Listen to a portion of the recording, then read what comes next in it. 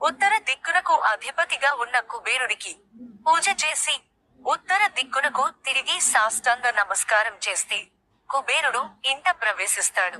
పరమేశ్వరుడి భక్తుడైన కుబేరుడికి శివ పూజ చేసిన తరువాత కుబేర పూజ చేస్తే కుబేరుడు ఆ ఇంట స్థిర నివాసం ఉంటాడు.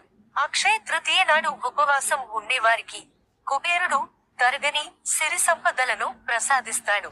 లక్ష్మీ కుబేర పూజను అక్షయ తృతీయ నాడు ఉదయం సాయంత్రం 2 సార్లు పూజను చేయడం వలన కుబేరుడు ఆ గృహంలో ఉండుటకు ప్రాధాన్యతను ఇస్తాడు. కుబేరుడిని లక్ష్మీదేవితో పాటుగా కలిపి పూజ చేసి నల్లని చీమలకు పంచదారను వేస్తే ఆరోగ్యం సిద్ధిస్తుంది. అలాగే వాటికి బెల్లం వేయడం వలన ఐశ్వర్యం సిద్ధిస్తుంది. కుబేరుడు ధనముకు అధిపతి.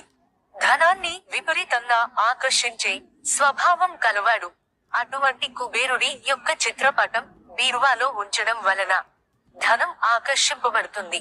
శ్రీ కుబేరాయ ధనేశ్వరాయ ధనాధిపతయే నమః అనే మంత్రాన్ని 108 సార్లు జపించి కుబేరుడికి బెల్లం పానకం నైవేద్యంగా సమర్పిస్తే సంపదలకు ఎన్నడూ లోటు లేకుండా ధనలాభం ఐశ్వర్యాభివృద్ధి చేకూరుతుంది.